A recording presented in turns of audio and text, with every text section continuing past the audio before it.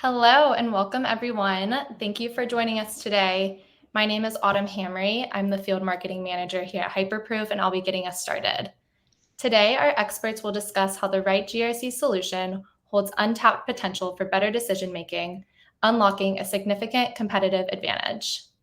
We'll learn the drivers, creating a growing need for transition from viewing GRC as a compliance obligation to operationalizing it as a strategic solution. We'll learn practical strategies for transforming GRC operation with a focus on breaking down silos, best practices for unifying risk and compliance data, and how to best prioritize GRC initiatives. A bit of housekeeping points before we get started. If you have any questions throughout the webinar, we welcome you to enter them into the Q&A box for our speakers to answer after the presentation. If you're having any problems with audio or visuals during the event, please try leaving the presentation and re-entering. If this doesn't work, please let us know you're having trouble in the Q&A box. The event is being recorded and will be available on demand on our Bright Talk channel after the event ends. And lastly, attendees will receive an email with a link to the on-demand event after the webinar airs. Without further ado, I'd like to introduce Sherry Hopman, partner and VCSO at Hopman Group, and Kane McLadry, Hyperproof's Field CISO. Take it away, team. Fantastic. Well, thanks, Autumn. So let's start by talking about why we're here today. You're here today because you want practical advice to operationalize your GRC processes. That means treating your GRC program as an ongoing core business function, not just a one-time annual sprint to meet your audit requirements, whether or not those are internal or external audit requirements. It also means intentionally planning to reduce the time and effort burden associated with those audits and limiting your risks by continuously collecting evidence of control operation. There's probably more. I've actually been working on a maturity model for how companies can transform their GRC processes. But to take a step back, operationalizing GRC requires the recognition that we're talking about a program that requires strategy and intention. But you didn't come here for a theoretical exercise. You're here because you came for practical tips on how to get started. So let's really discuss how you can take some actionable steps to get started in improving your GRC program. And the first step to operationalize GRC is to understand your business drivers. You have to ask yourself why you're doing this and what challenges you're setting out to solve. Sherry, let's talk a little bit more about this. Yeah, thank you so much. I love that you said that this is a program. It's a core business function. You're right. GRC is no longer a nice to have. Like, this is a need to have. Customers are getting smarter. They're wearing out their potential vendors about questions that are hard to answer or that are all cybersecurity focused. And a lot of companies are going back to invoking the right to audit so they can actually come on site and then really cause some issues. So we do need to be very intentional about this, very proactive about this. The cool thing about it is what we do actually helps to drive revenue. So really this whole notion that it's just a cost center should be changed. It can speed up your sales pipeline. A lot of companies that we work with, they want to land the bigger companies, the bigger deals. And so having a really solid GRC program that then they can work to drive their customer confidence and assurance out of, it absolutely has a direct tie to revenue.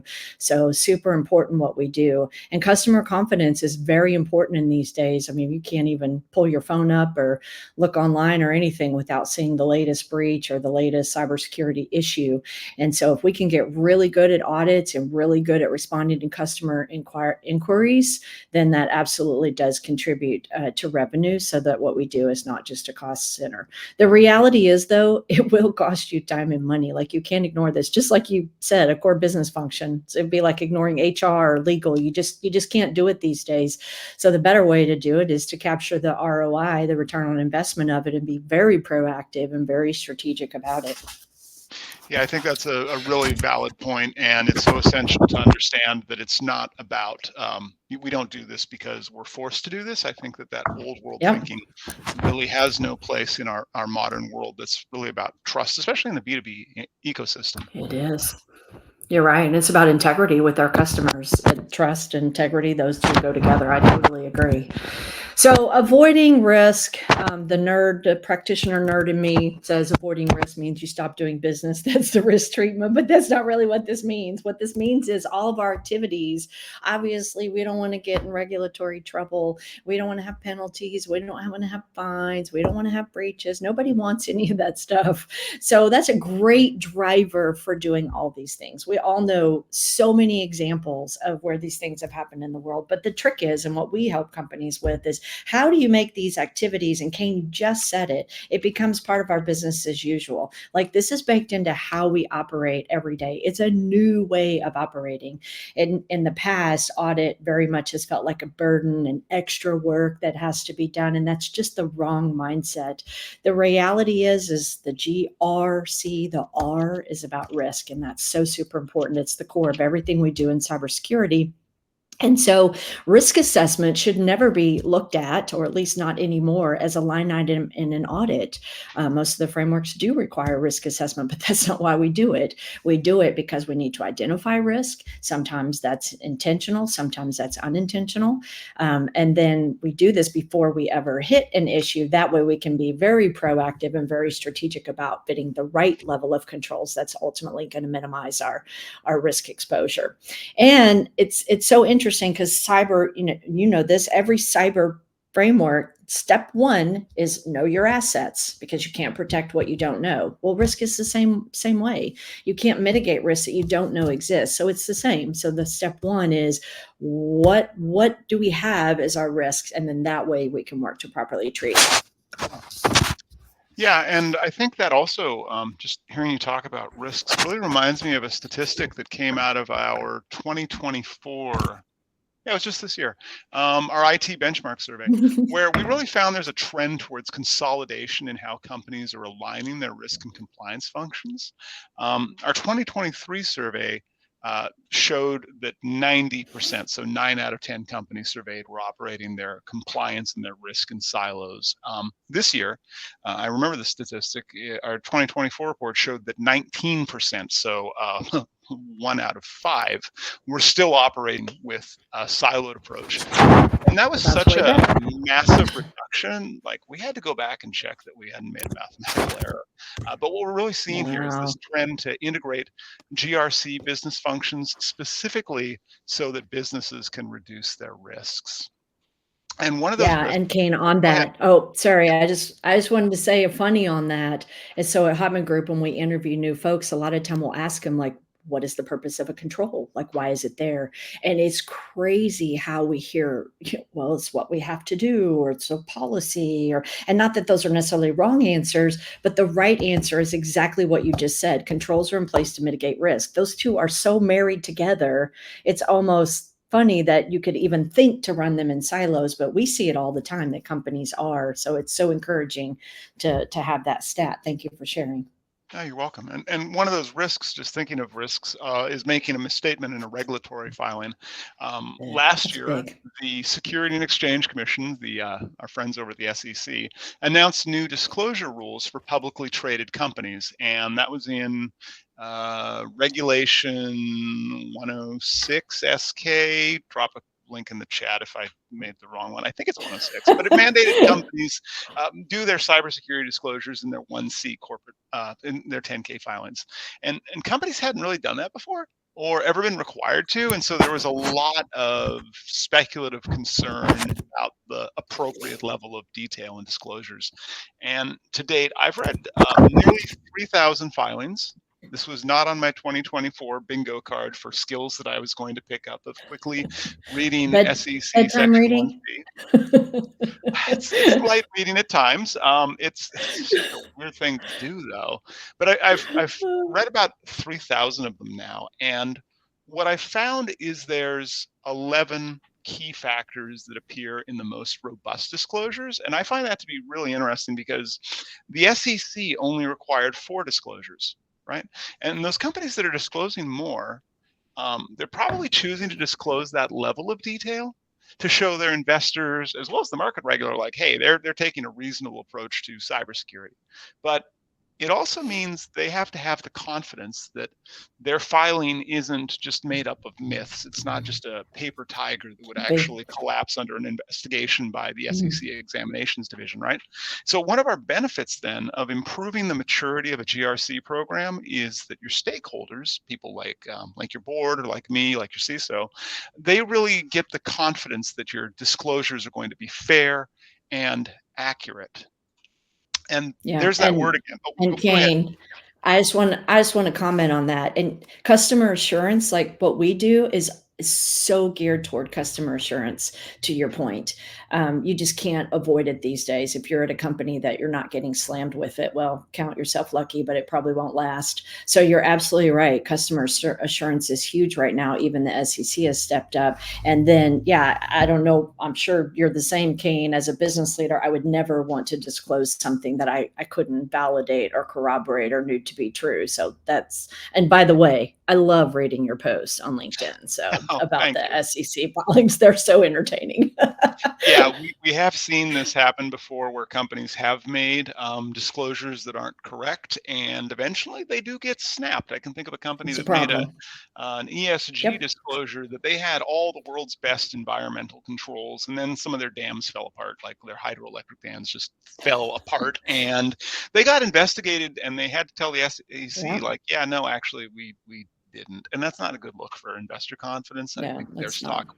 plummeted, and I think they did a bankruptcy after that. You want to avoid getting into that situation by making sure that Yeah. you're mature enough to have a robust, accurate disclosure. And where I'd been going with that was on the subject of maturity. I mentioned earlier that I'm working on a maturity model for GRC, and I'm hoping that I'm going to publish that guide later this year. The Can't wait to see concept, it. you're going to get a draft copy, I think. Whoop, The whoop. I'm concept excited. is we need a roadmap for companies to improve their GRC business processes.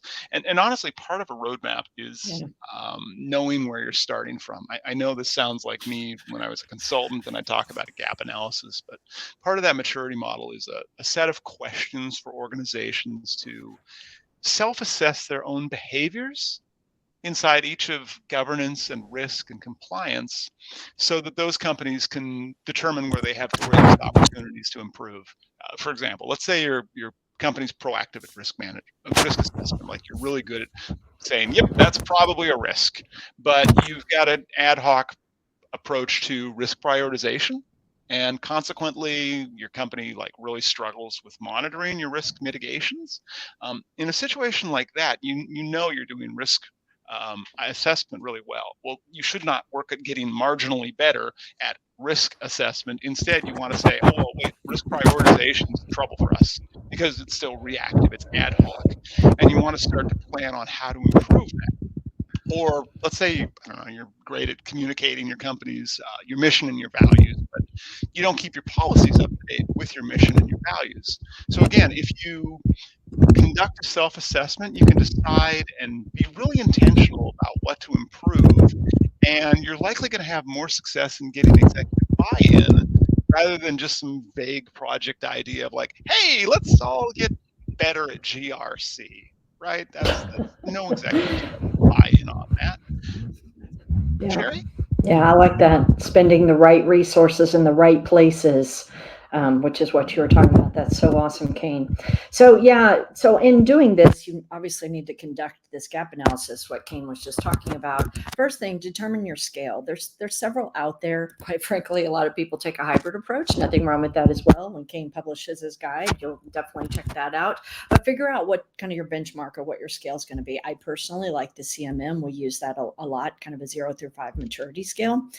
And then recognize that this gap analysis, it's not within the cybersecurity group or the tech group. This is organizational wide. So you really want to like engage across the organization. So be intentional about who are you engaging, who are those stakeholders across the org. People have, different knowledges and are SMEs or subject matter experts in different areas. So really work to be collaborative and like engage. And then don't treat it like an audit with the rigor So you're looking at documented evidence, you're trusting but verify, you're talking to people, you're doing all those steps, but be intentionally hard. Like look for the dirt, look for and be realistic about where on this scale, like of 0 to 5 that you fit. If you kind of do things and ad hoc and not great, then you're a 1, or maybe you're a 0.5, depending on your scale. Like don't try to overinflate that, or you're going to miss the value of exactly what Kane was just talking about of, we're kind of okay here, so maybe we leave that alone, but over here we're way low. And so this is where we need to maybe spend a little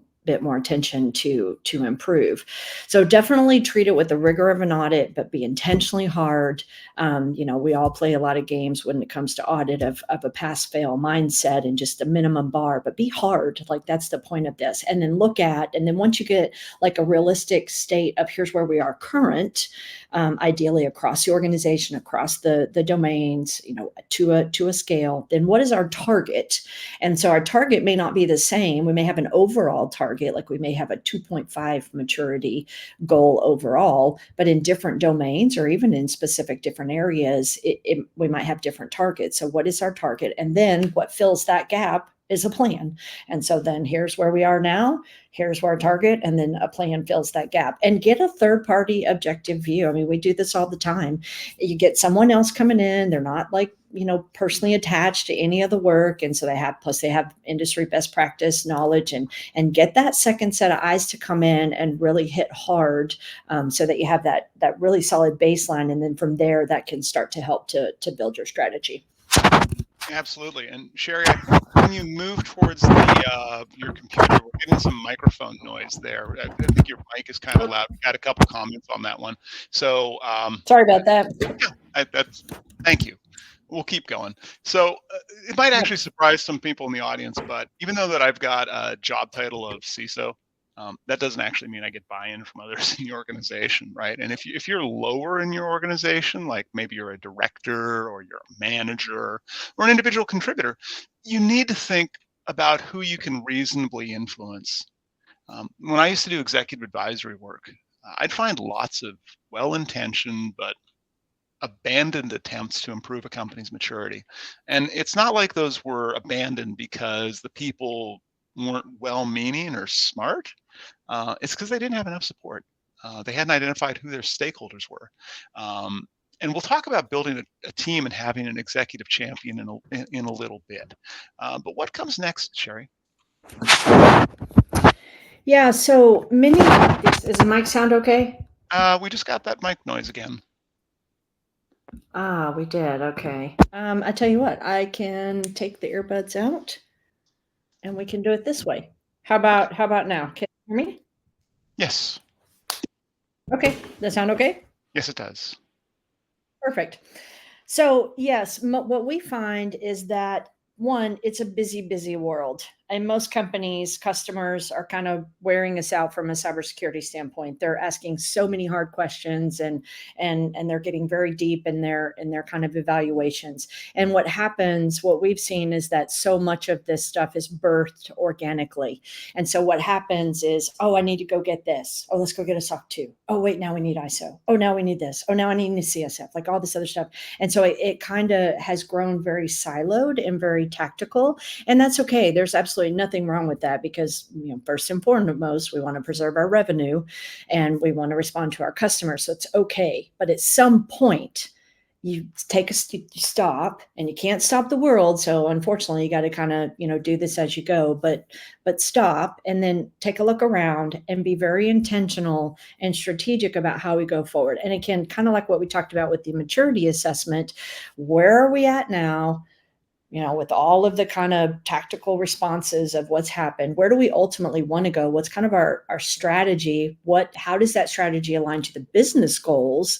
And then what's changed in our organization? What's changed in the world? And be very honest about that, because again, that's going to help, even though you're still going to have to tactically keep up with customer demands, taking that step back and having a little bit more strategic view. The idea is every step that you take kind of does ultimately head toward those future goals, because this really is not a check the box exercise. It never was intended to be a check the box exercise. This is an exercise of continual maturity, Kane, you said it earlier, it's assurance to our customers. It's that integrity and how we deal with our customers, and then just continually maturing, continually mitigating risk, and just doing that over and over again. Yeah, and I'll remind our audience as well, if you have questions for Sherry and I at the end, please drop them in the chat. Start thinking of those now. As you drop those in the chat, we will be taking those questions at the end. But to this point, we've kind of answered why we're doing this, and we talked a little bit about who we might need to influence. So I want to get into the how, the actual practical strategies. And I mentioned earlier that I used to have a practice as an executive advisor, mostly focused on cybersecurity. And I'd have our sales team ask prospects this particular question, and I think it's just as relevant today as it was back then. My sales team would ask prospects how much their organization's coffee budget was, and then, well, how much is your cybersecurity budget, right? And I think that if you're thinking of improving your GRC program, you should ask your finance team how much your company's spending on coffee, right? Because those Keurig machines and the pods that you get in your offices, those don't come cheap. And then how much do you spend on GRC? And include your staff hours and headcount, or if you've got consultants or auditors, and if you're using some kind of software, like go ahead and put that into. And then, is it more or is it less than your company's coffee budget? Because if it's less, and you would be surprised at how expensive coffee can get, right? If your organization has historically spent less on GRC as a business function than you've spent on coffee, you're going to have to consider, how do you align people's expectations and in priorities? And I like, coffee's important. I'm from Washington State, but having a good coffee budget doesn't mean your business is going to win contracts or gain external industry attestations to demonstrate you're a trustworthy business partner to your customers and your shareholders. And something you want to think about is how to have that conversation is that once you know what you're spending on your GRC program and your controls, you want to be able to tie that revenue of each of your compliance programs to support your top line revenue. Because if you're doing that, you can start to show the business value of GRC, that it's not just some unwanted cost center, but that it can actually be a strategic advantage that is helping your company profit while reducing risks. And now I'm getting line echo. I'm not sure if we're getting that, if it's just me, but I'm getting line echo. But next I want to move to the concept of getting executive buy-in, and the line echo has stopped. So earlier I mentioned your own sphere of influence and how you're going to need a team, right? So plan on identifying your stakeholders, and if you're down level, like a director or a manager or an individual contributor, start thinking hard about who is your executive sponsor going to be. And remember, you need to potentially convince them that improving your GRC program is worth more than your company's coffee budget. And those stakeholders, they need to be willing to knock down obstacles for you as well. I can think of more than a few well-intentioned GRC programs that were just scuttled because the person who'd written the spreadsheet, they couldn't budge because there was so much time and effort put into developing the spreadsheet, right? That's your classic sunk cost fallacy right there.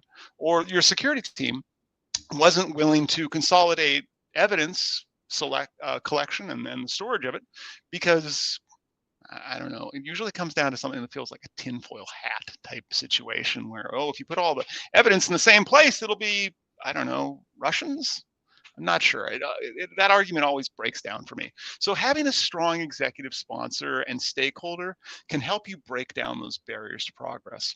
And one last consideration when you're thinking about sponsors, your company probably sets budgets on a schedule if you're a grown-up business company, right? And if you're going to come to them and ask for a transformational program to operationalize your GRC a couple weeks after the budgets for the year has been set, right? You're going to have a pretty hard go of it, and you're going to be asked to wait, and that's going to suck.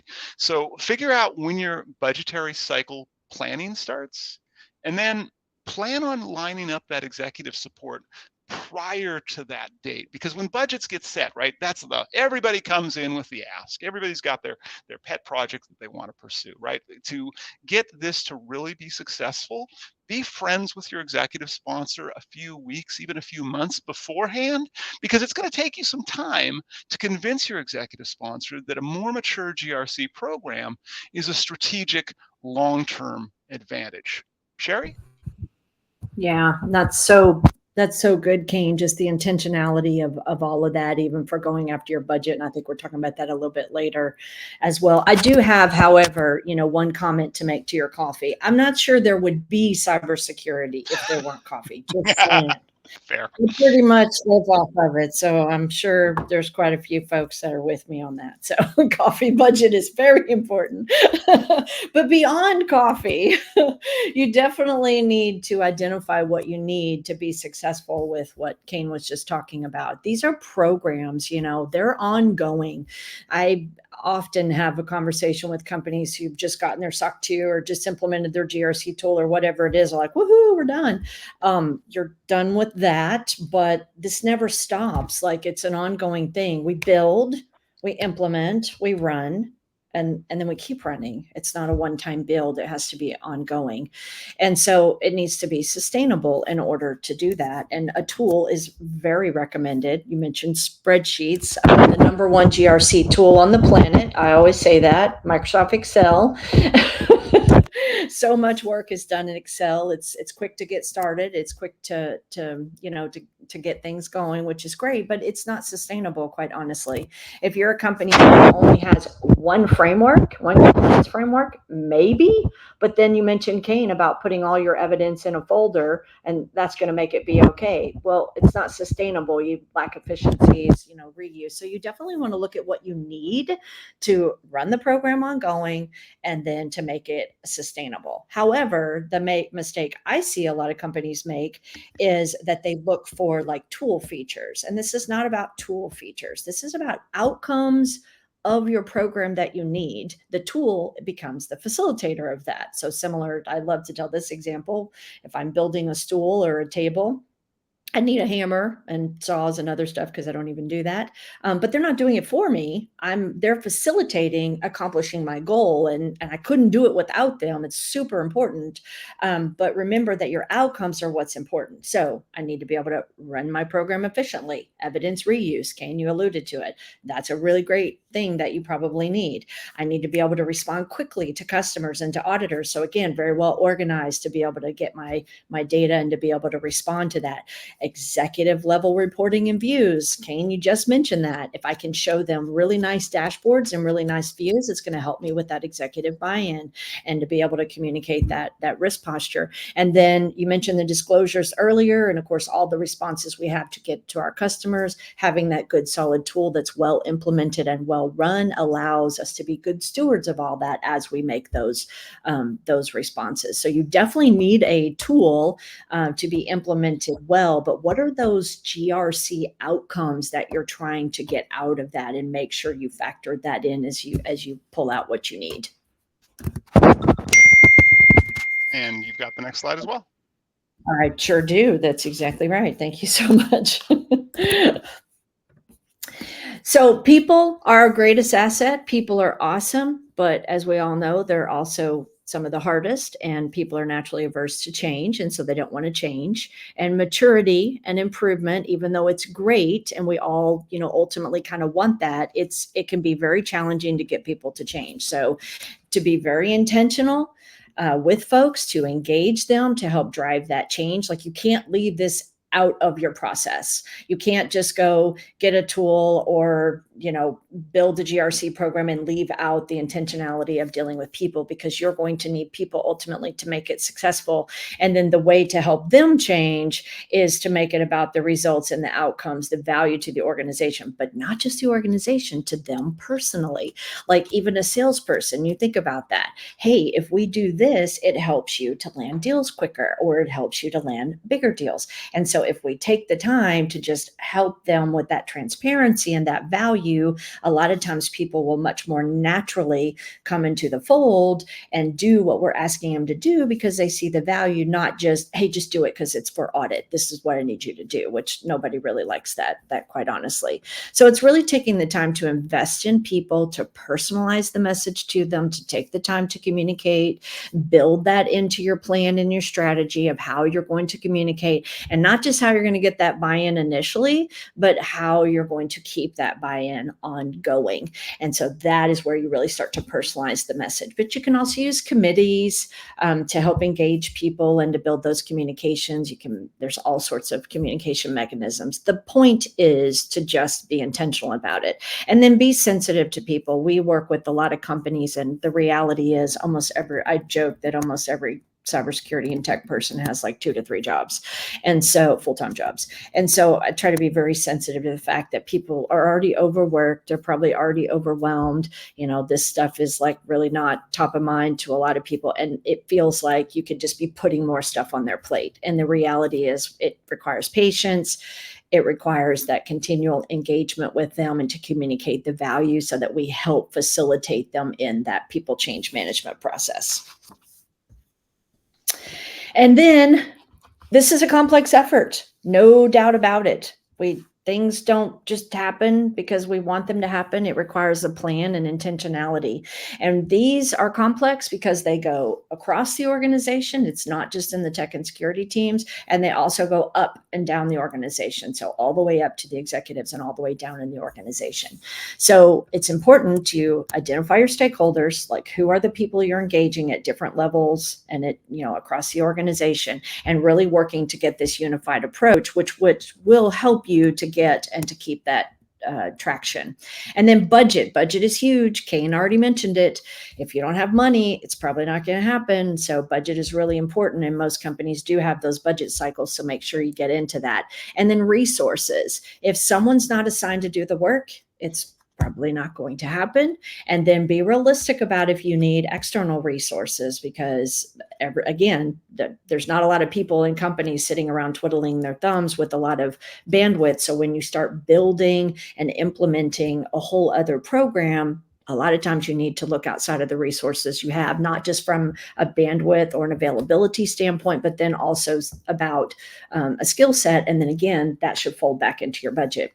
And then socialize your plan. People are way more willing to participate if they understand what's going on, they see the value, and they feel like they've been part of it. And then they're more likely to engage. And so definitely take the time to socialize that plan. And then as part of the plan, how do we know if we've been successful? A lot of companies have plans and they forget this last step. It's so important. Like, how are we going to measure that we're actually meeting the plan? And so definitely define those success criteria. And then we'll talk about a little bit later, but then you definitely want to monitor and measure that. And then super important is when you meet the success criteria, celebrate the wins. Wins get people excited. They keep them engaged and encouraged. And so celebrate those wins, and then recognize people as you would need to. And then measuring the success criteria when it happens and you have to escalate, you'll have what you need to escalate that as well. Absolutely. And another capability to really plan for is that unified view of GRC, your governance, your risk, and your compliance data. And earlier on the presentation, I mentioned we saw a trend where the majority of, and we're getting more line echo there, Sherry. Oh, sorry. I'm not sure what happened there. But earlier I mentioned we had a trend where the majority of companies were moving towards a centralized view of compliance data and risk data rather than having it in silos. And we also found some benefits to that strategy. Our 2024 benchmark report found that those who managed risk and compliance in silos were more prone to data breaches. Now, this is correlation.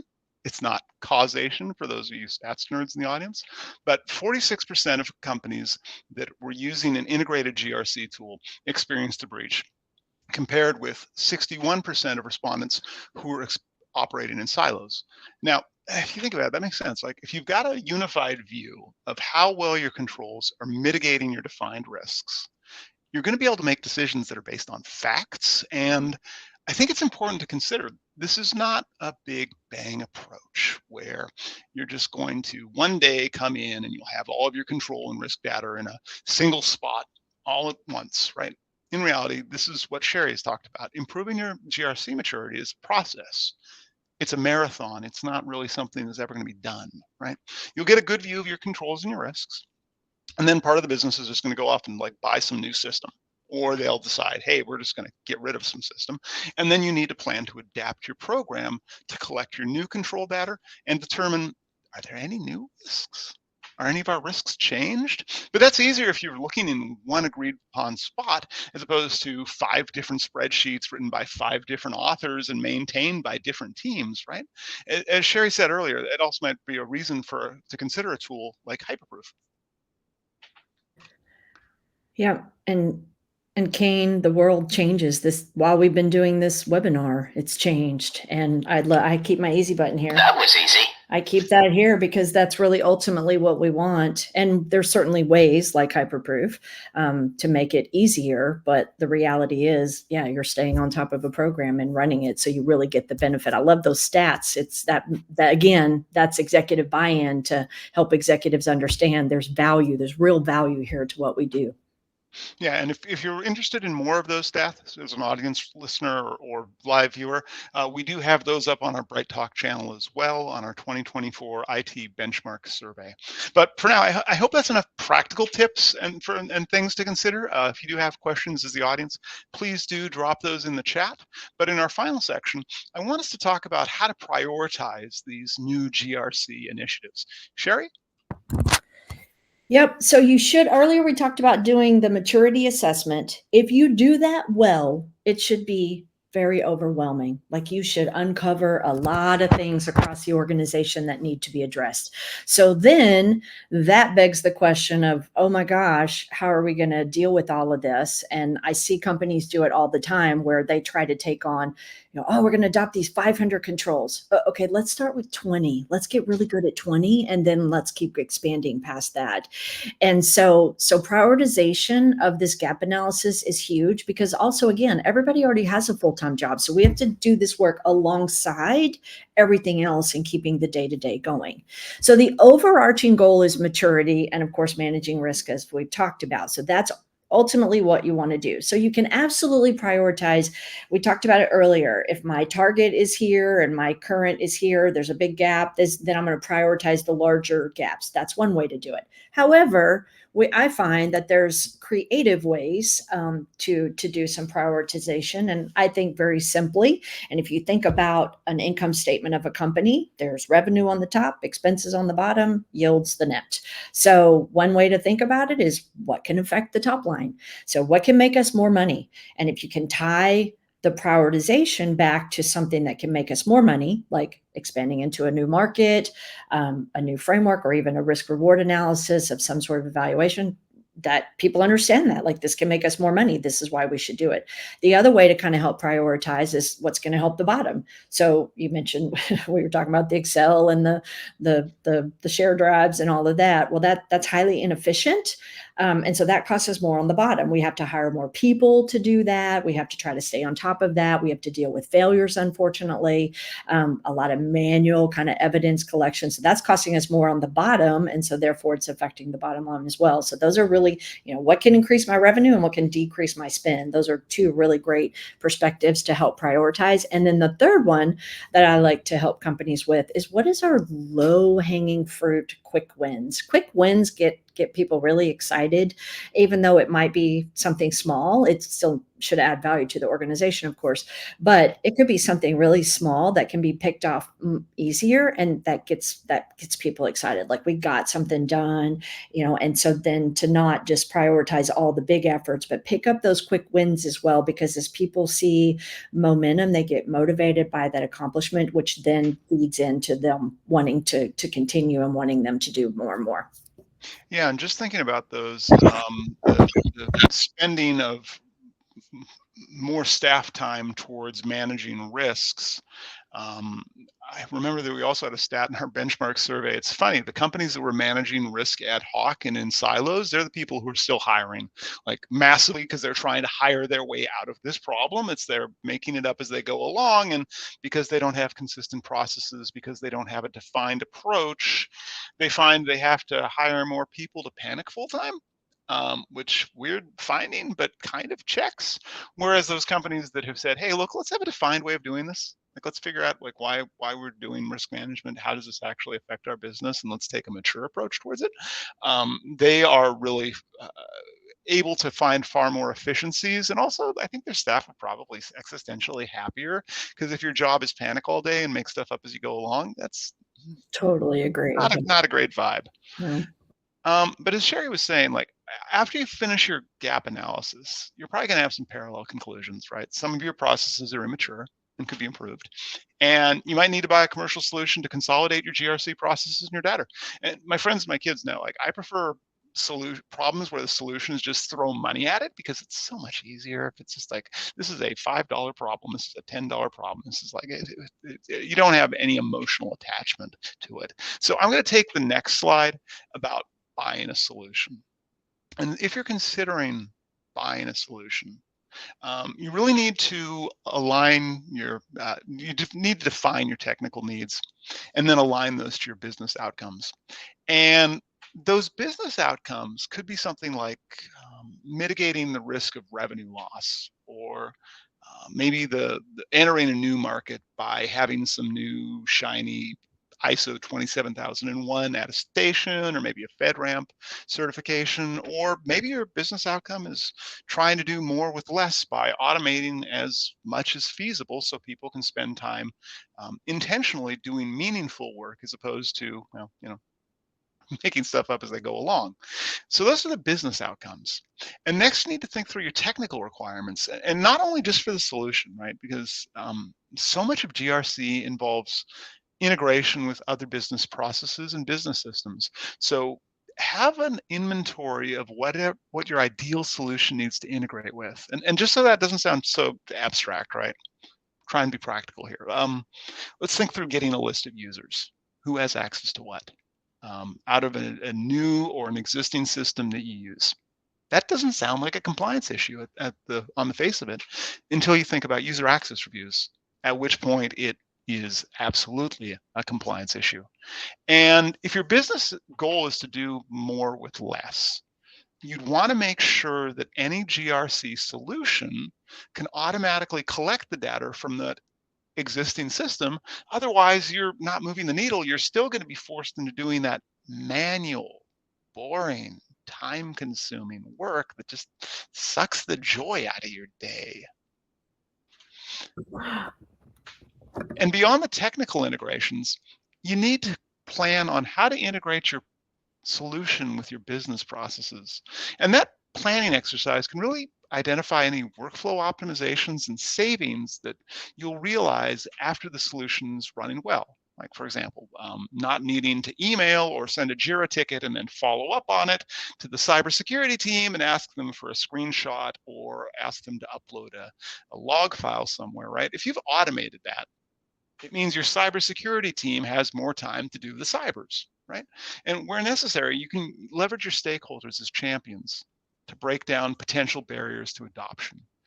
And as Sherry said earlier, you have to include people change management in your plan, so that people understand what's changing and how it benefits them personally, not just how it benefits the company, right? Because I found people they don't get hyped about stuff that's just going to benefit the company and doesn't like make their day any better.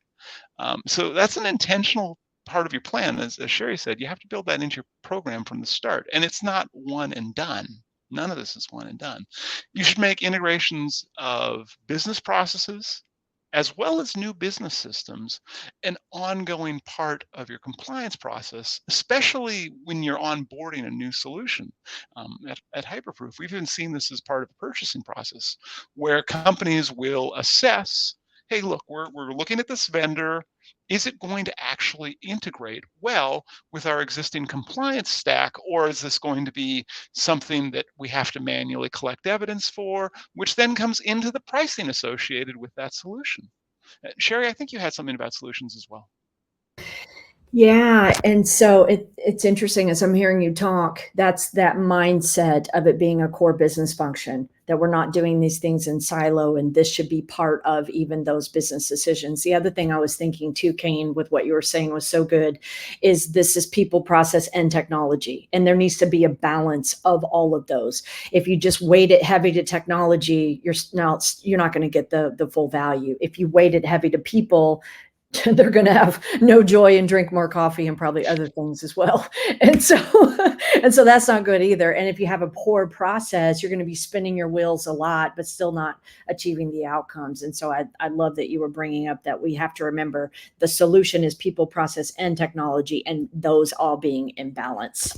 And then as we do get that tool and as we do work to mature that program, do small. I mentioned this earlier. I talk to companies all the time and they're trying to like take on the whole world, and just start small, like do a small pilot, nail it, get it really good, and then tweak it, improve it, work with the vendor as you need to make sure that you're doing it in the most optimized way, and then celebrate the win. Again, super important. That's the people aspect, right?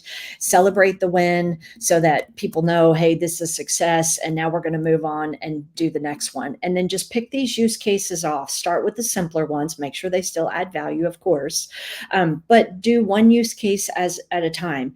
Don't pick an overly complicated one because you'll spend so much time and then again just not quite get the value. So for example, if you're doing your third-party risk management or your supply chain risk management process, start with the top 20 most critical vendors. Like nail your process with them and get it working, and get the people element, obviously the technology element, get the process really matured and like, okay, this is efficient, this is sustainable, this is good. Then go for your other 2,000 vendors or however many you have. And then remember, the tool is facilitating all of this, but it's all three of those together, just like we've been talking about. And then you can see there the screenshot of the dashboards and the metrics. Those are gold. Several times we've talked about people, we talked about stakeholders. Kane talked about earlier executive buy-in. It's these dashboards that really help for people to see the outputs and to see the value, and then they start to get more and more engaged. And then this stuff never ends. You just iterate and grow, mature, and we just keep repeating, and we just showcase the progress all along the way. Yeah, and we've also been talking through about process changes, and inevitably those are going to affect people. So if you've been, Sherry mentioned Excel, like if you've been working in Excel and you're moving to a GRC tool, it's not in your best interest to necessarily take your existing processes and just lift them and shift them to the new platform. Like whatever manky way you've had of doing Excel-based GRC probably isn't going to map directly onto the new platform. So I'd really recommend as you adopt a new platform, take time to learn how it works and what are the best practices. How are other people being successful with that? And then adapt your business processes. And don't think that you always have to keep working the same way you had been beforehand. You also want to make sure you've got adequate resources allocated to your transition.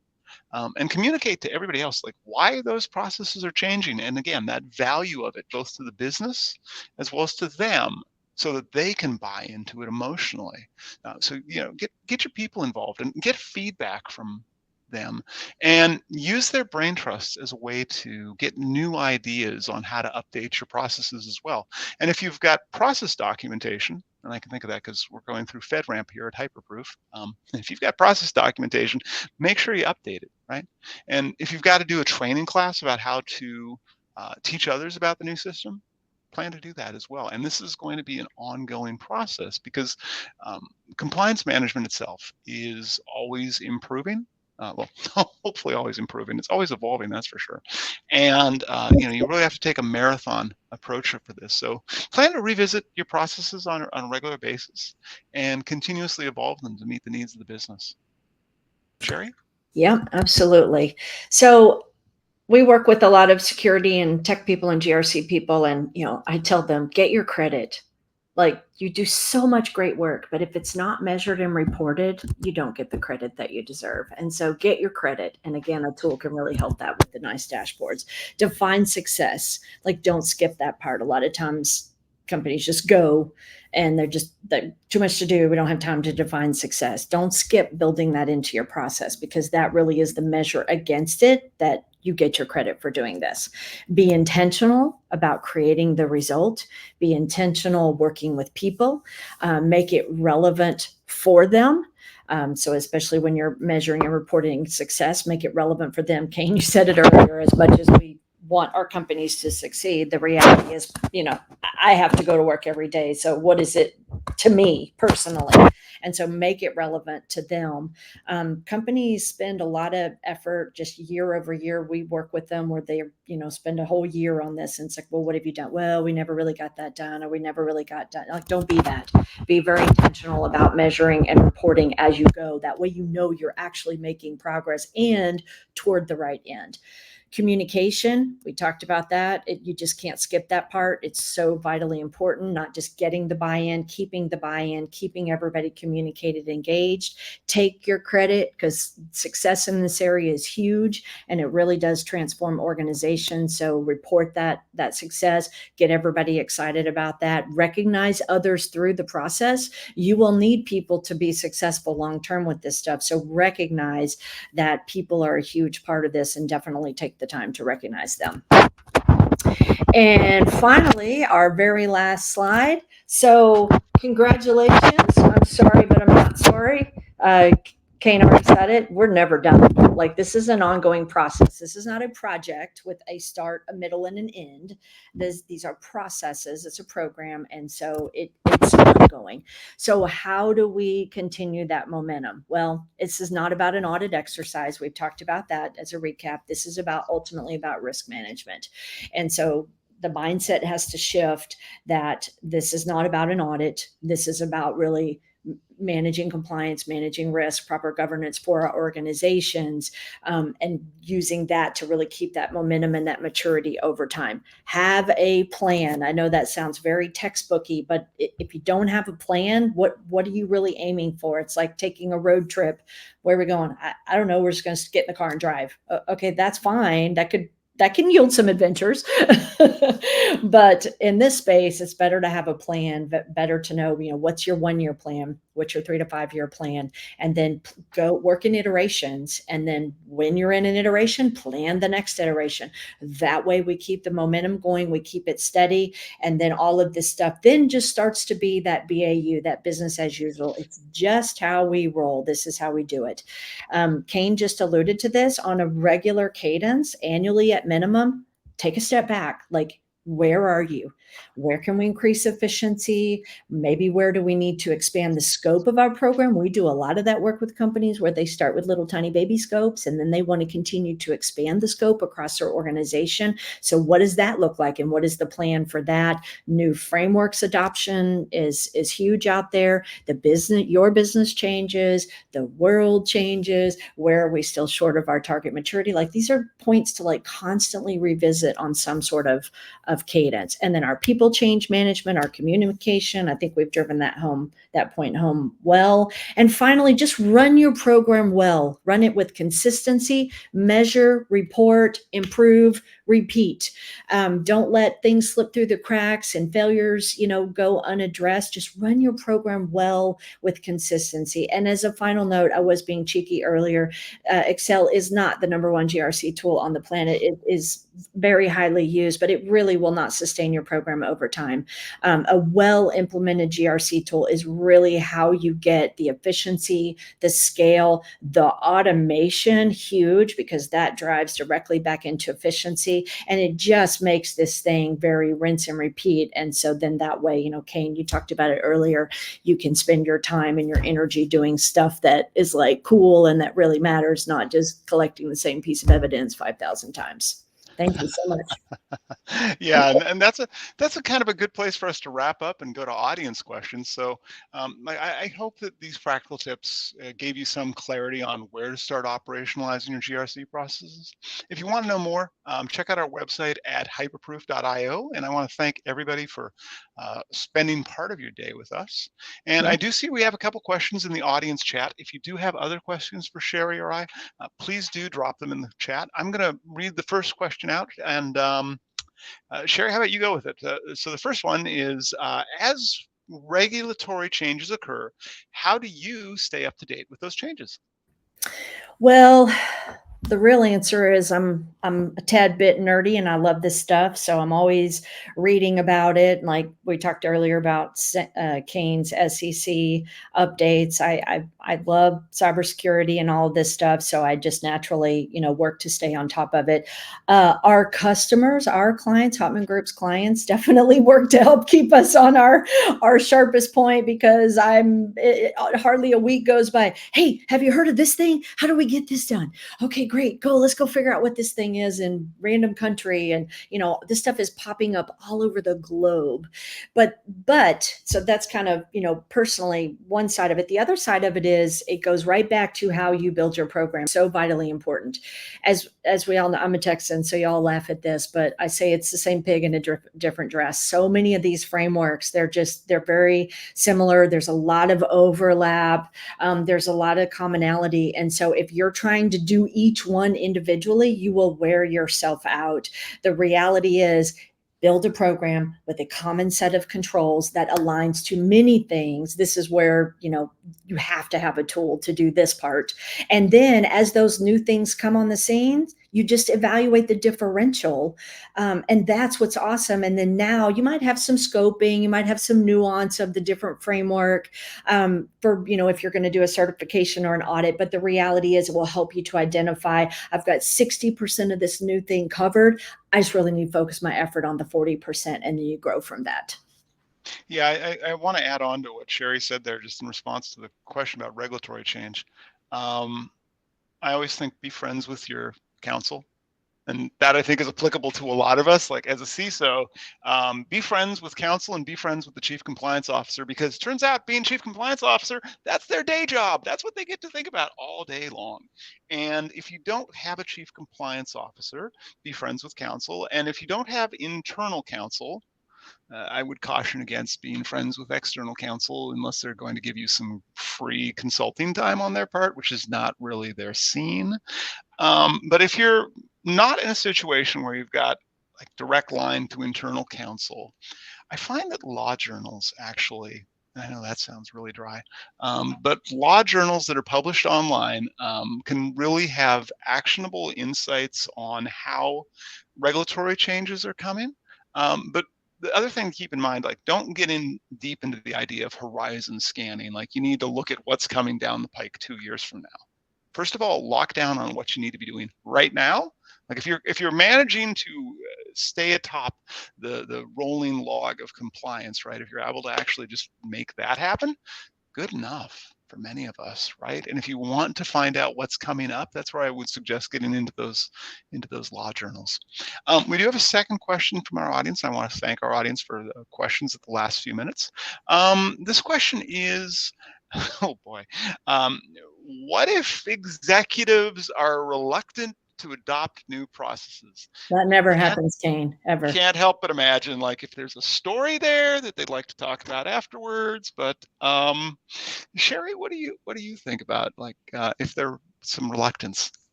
Yeah, I find that everyone in this space, because it is still new and up and coming in a lot of ways and very volatile and changing. Coaching, I consider that we do a lot of coaching with our clients, and definitely at the executive level, they just don't know what they don't know, and they're busy.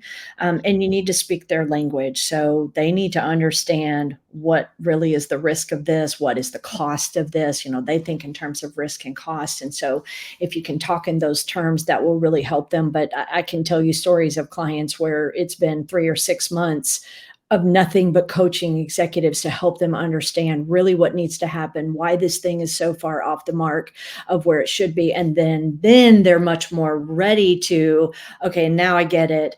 Now I see that we need to do a plan. I understand the implications if we don't do this. And so this goes very much back to the people change management, even with your executives. And then just kind of some tactical things beyond that is, again, the dashboards, helping them to see something. It's hard for people to hear a bunch of words and really kind of get it. But if you can show it to them in something, then they more readily understand it, which again goes back to coaching, but really being able to show that. And then just be patient. Be consistent, be patient, be vigilant. Like don't stop, keep fighting the fight, but do it with patience and with grace with people. Yeah, I think the only other thing I'd add into that one as well is understanding executives' motivators. And those tend to be KPIs, key performance indicators for their part of the business.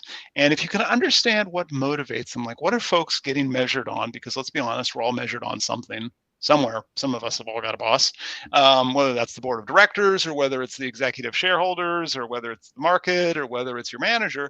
We've all got a boss, and figure out like what is the thing that they're going to get measured on, and make sure that you, whatever you're proposing, supports that goal. Because if it supports that goal, easy day. If it's not related to them, they'll wonder why you're talking. Or that's one of those coaching moments, really, as I'm sure Sherry gets into. But with that, I think we've hit time. I want to thank our audience. I want to thank Sherry. Thank you so much for staying on with us through a couple audio issues there. And with that, this recording will be available on Bright Talk later. And check us out at hyperproof.io. Thanks, everyone.